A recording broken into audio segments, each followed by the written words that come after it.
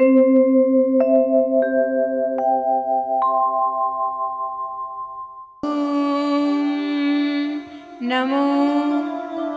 भगवते वासुदेवाय।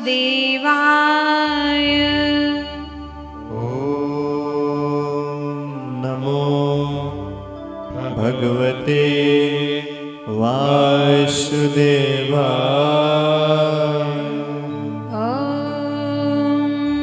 नमो भगवते वासुदेवाय।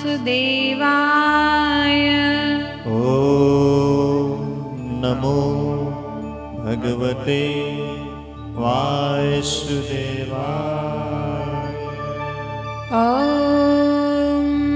नमो भगवते वासुदेवाय।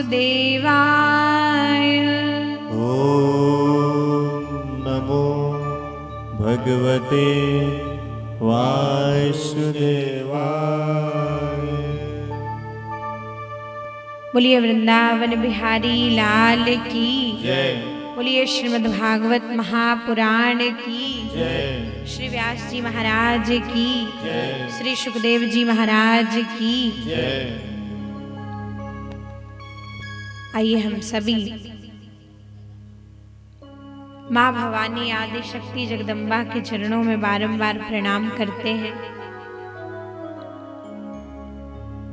श्रीमद् भागवत के कथा रस की यात्रा हम सभी लोग कर रहे हैं। प्रभु के वांगमय स्वरूप श्रीमद् भागवत को हम लोग प्रणाम करते हैं और हम सभी आज प्रभु के बाल चरित्रों की लीला के साथ साथ श्रीमद् भागवत की शिरोमणि लीला भगवान ने जो करी है, जो कि महारास के 5 अध्याय हैं, हम सभी उस कथा में प्रवेश करने जा रहे हैं। तो आइए हम सभी चलते हैं उस ओर जहां पर भगवान की बड़ी सुंदर लीलाएं चल रही हैं। प्रभु मथुरा से चलकर के गोकुल में आए। गोकुल में बड़ी आनंददायी लीलाएं भगवान ने करी हैं और गोकुल में रहकर के ही भगवान ने कंस के भेजे हुए अनेक राक्षसों का उद्धार किया।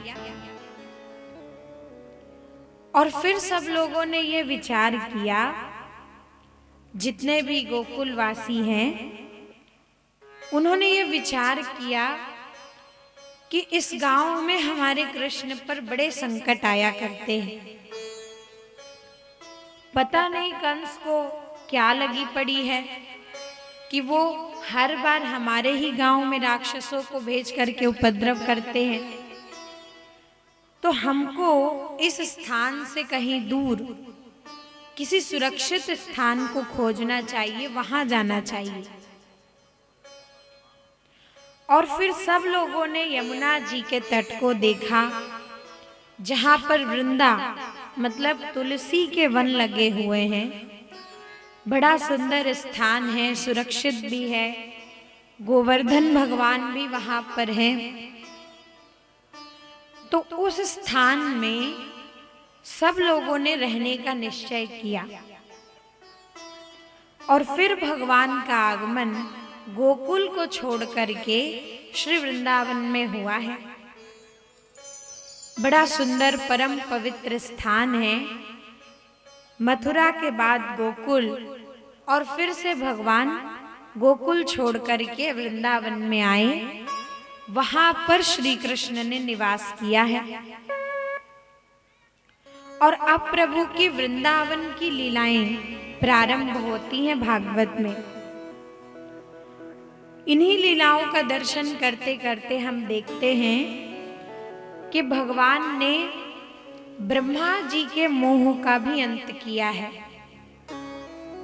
एक बार जब सृष्टि बनाने के लिए कार्य सौंपा ब्रह्मा जी को, तब उन्होंने भगवान से पूछा था कि प्रभु, मैं अगर सृष्टि का रचयिता बनूंगा तो कहीं ऐसा ना हो कि सृष्टि को रचने वाला मैं हूं, इस बात का अहंकार मेरे में आ जाए।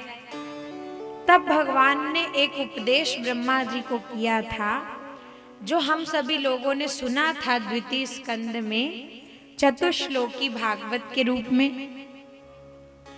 और अब उसी उपदेश को प्रैक्टिकली भगवान ब्रह्मा जी के पास ला रहे हैं।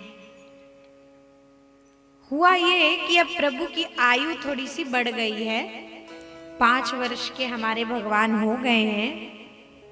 तो यशोदा मैया से प्रभु बोले कि मैया, अब मैं अपनी गैया और सबको संभालने लायक हो गया हूँ, तो तू मुझे अब गैया चराने के लिए जाने की आज्ञा दे। मैया कहती, हाँ लाला, तू बड़ा तो हो गया है, पर इतना भी बड़ा नहीं हुआ है कि बड़ी बड़ी गैया को संभाल सके। तो तुम एक काम करो, अगर तुमको गौचारण की बड़ी इच्छा है तो तुम लोग गैया की जगह पहले उनके बछड़ों को चराना सीखो। तो छोटे छोटे बछड़ों को चराने से भगवान ने प्रारंभ किया, वत्सपाल बने भगवान। और अभी जो गोपाष्टमी गई ना, कुछ दिन पहले, यही मुहूर्त था जब शांडिल्य जी महात्मा, जो कि यहाँ यशोदा मैया और नंद बाबा के पुरोहित हैं, जो भी आते हैं वो कार्य पूजा पाठ सब करवाते हैं, उन्होंने बड़ा सुंदर मुहूर्त निकाला। गोपाष्टमी के दिन का कार्तिक मास था और इसी अष्टमी की तिथि को भगवान ने पहली बार वत्स चारण किया है। बछड़े चराना सीखे हैं भगवान। अब जब बछड़ों को लेकर आते तो होता ये था कि सब लोग भगवान के मित्र और प्रभु बछड़ों को लेकर के आते और वहां आकर के जंगल में बछड़े चरते। ये लोग दिन भर उनकी देख रेख करते। दोपहर का समय होता तो ये लोग अपने घर से लाए गए भोजन को सब एक साथ मिल बांट के खाते थे। और इसी दौरान भगवान ने अघासुर और बकासुर का उद्धार किया।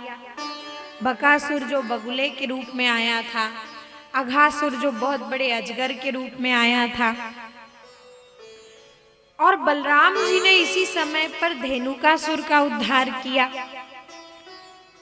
तो ये सब मित्र भगवान के लीला से, पराक्रम से बड़े प्रसन्न थे और इन सब की एक आदत बन गई थी कि ये बात बात में भगवान की जयकार लगाते थे। जैसे हम लोग जयकार लगाते हैं ना, बोलिए वृंदावन बिहारी लाल की। तो इन लोगों की भी यही आदत हो गई थी। तो एक बार ब्रह्मा जी उधर से निकल रहे थे और उनके कानों में ये आवाज पड़ी, वृंदावन बिहारी लाल की जय। और ब्रह्मा जी को लगा कि ये कौन सा नया भगवान आया भाई।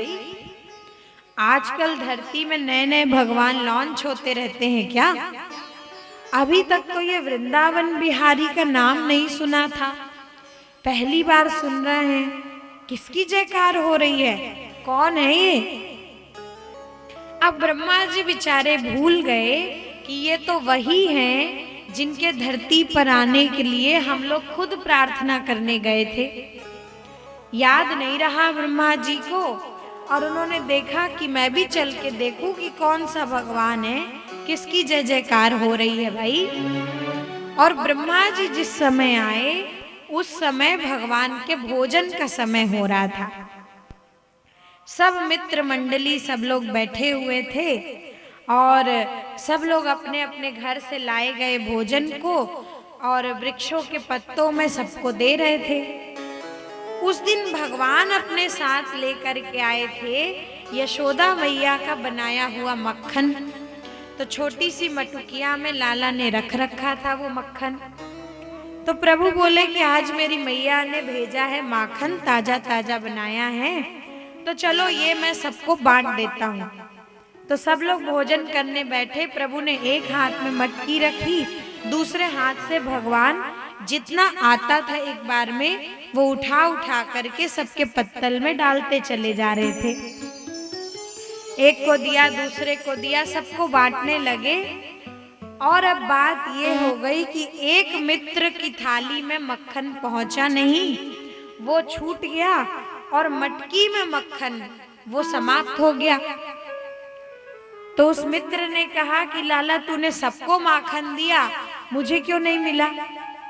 भगवान बोले भैया मटकी में तो इतना ही था, तू एक काम कर, चिंता मत कर, तेरे लिए कल ले आएंगे ना, और कल तेरे लिए स्पेशल अलग से एक मटकी माखन ही ले आएंगे। वो बोला नहीं नहीं, सबको आज मिला है, मुझे भी आज ही चाहिए, तू चाहे कहीं से भी ला के दे। तो बोले अब घर जाके तेरे लिए लेके आऊं तो उसमें बहुत टाइम लग जाएगा और भूख बड़ी जोरदार लगी है, अब क्या किया जाए? तो प्रभु बोले काम कर, ऐसे तो मटकी में मक्खन बचा नहीं है, सब कुछ बट गया है, लेकिन बांटते बांटते मेरे हाथ में माखन लग गया है, तो अगर तेरे को चाहिए तो इतना ही बचा है जितना मेरे हाथ में चिपका हुआ है, उससे ज्यादा तो अभी है नहीं। तो तू एक काम कर, मेरे हाथ से चाट ले और खा ले। कहता यही ठीक रहेगा। तो सब लोग तो थाली में दिया हुआ खा रहे थे और वो बड़े आराम से बैठ गया और भगवान के हाथ को चाटने लगा। उसने जो स्वाद आज पाया माखन का, जितना आनंद मिला उतना तो उसने जीवन में कभी नहीं खाया था, इतना अच्छा माखन। बोले लाला आज का माखन तो बड़ा स्वादिष्ट है, ये कोई वस्तु का स्वाद तो था नहीं, प्रभु खुद अपने हाथों का प्रसाद दे रहे थे, स्वाद तो उसका आ रहा था। कहता है लाला आज तो बड़ा स्वादिष्ट है, ऐसा तो कभी जीवन में माखन नहीं खाया, आज तो तृप्ति होकर के भी तृप्ति नहीं हो रही है, बहुत अच्छा स्वाद है, बहुत अच्छा स्वाद है। तो भगवान बोले कि अच्छा स्वाद है तो क्या मेरा हाथ ही खा जाएगा, हाथ तो छोड़ दे। बोले नहीं नहीं लाला, एक बार तू भी खा करके देख, तूने भी आज तक ऐसा माखन खाया नहीं होगा।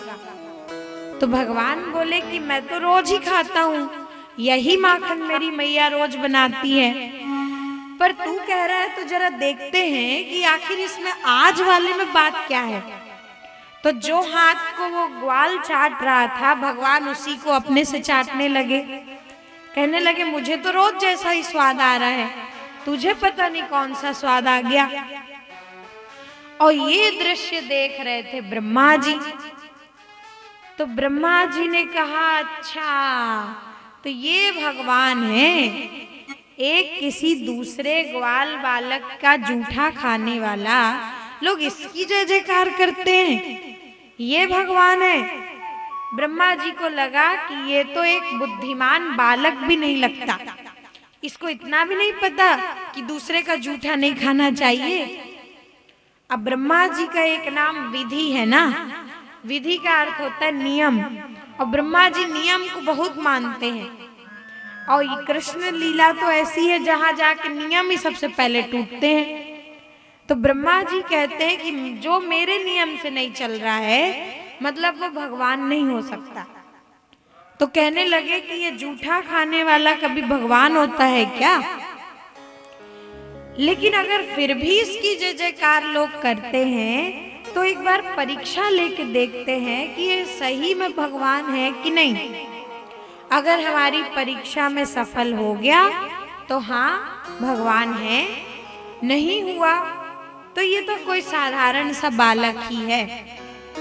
तो ब्रह्मा जी ने परीक्षा लेने के लिए क्या किया कि भगवान जहाँ पर भोजन कर रहे थे मित्रों के साथ, पास ही कुछ दूर पर बछड़े सब चल रहे थे, तो उन बछड़ों को ब्रह्मा जी चुरा करके ब्रह्मलोक ले गए कि अब भगवान होगा तो कैसे संभालता है मैं देखता हूँ। तो सब बछड़े चुरा के ब्रह्मलोक ले गए।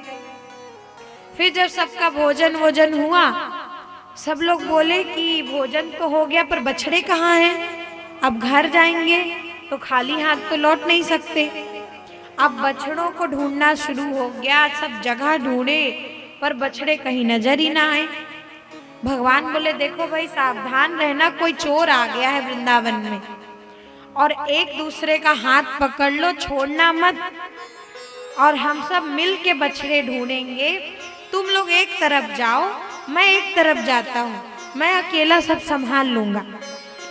और सब लोग एक साथ हाथ पकड़ के एक ओर गए, इधर भगवान अकेले गए, दूसरी ओर से ब्रह्मा जी भगवान के मित्रों को भी चुरा के ब्रह्मलोक ले गए। उस दिन बलराम जी आए नहीं थे इनके साथ, बाकी सारे मित्रों को चुरा के ब्रह्मा जी ब्रह्मलोक ले गए। अब क्या हुआ कि भगवान देखे कि न तो बछड़े हैं, न सबके सब मित्र दिखाई दे रहे हैं, तो आखिर ये लोग गए कहाँ, कौन है, कौन ले गया इन लोगों को। तो जब भगवान ने ध्यान से देखा तो लगा कि हाँ अब ब्रह्मा जी की बारी आई है। इनको अपने सृष्टि रचयिता होने का बड़ा मोह हो गया है और इस वजह से ये मेरी परीक्षा लेने चल रहे हैं। कोई बात नहीं, ब्रह्मा जी को भी अब पता चलना चाहिए कि मेरा असली स्वरूप क्या है। उनके मन मस्तिष्क में मेरा स्वरूप साफ स्पष्ट होना चाहिए। तो भगवान ने क्या किया कि जिन मित्रों को और जिन बछड़ों को लेकर के ब्रह्मा जी ब्रह्मलोक गए थे, उतने ही बछड़े और उतने ही मित्रों का रूप धारण किया। सब अलग अलग बन गए भगवान, बछड़े भी बन गए, मित्र भी बन गए, और वही लीलाएं जो चल रही थी आज तक, कुछ भी बदलाव उनमें नहीं हुआ, वही लीलाएं करते हुए घर वापस आए। अब ऐसी ही लीलाएं रोज चलने लगी। 1 साल तक ऐसी लीला चली धरती पर। लेकिन उधर ब्रह्मलोक में ब्रह्मा जी का तो 1 दिन ही बीता। तो वो सोचने लगे कि चल के देखूं कि ये जो भगवान कहलाता है उसने अब क्या किया। तो जब ब्रह्मा जी आए और वहां आकर के उन्होंने देखा, तो देखते क्या है कि बछड़े भी वही है, मित्र भी वही है, कृष्ण भी वही है। रोज वैसे ही जंगल में आना, बछड़े चराना, फिर घर लौट के जाना, रोज वही काम हो रहा है। अब ब्रह्मा जी आश्चर्य में पड़ गए कि मैं जो लेके गया हूं वो सच है कि ये सच है, सृष्टि सच है कौन सी। अब तो समझ में नहीं आया क्या करें क्या नहीं करें। फिर ब्रह्मलोक पहुंचे तो देखा कि बछड़े और मित्र तो ब्रह्मलोक में हैं, धरती पर आए तो वही सब लोग धरती में नजर आ रहे हैं। फिर दौड़े के गए तो वो सब लोग ब्रह्मलोक में, फिर नीचे धरती में। अच्छी परेड लगी ब्रह्मा जी की, ऊपर नीचे दौड़ते भागे। और जब थोड़ा थक गए तो पता चला कि मेरे मन में तो सृष्टि रचयिता होने का अहंकार है, पर वास्तव में मुझे भी सृष्टि रचना करने की सामर्थ्य जो देता है वही इस धरती पर भगवान मनुष्य बन करके आया है। जिसने मेरी सृष्टि की है वो धरती पर मनुष्य बन के आया है। तो ब्रह्मा जी गए और भगवान से प्रार्थना की।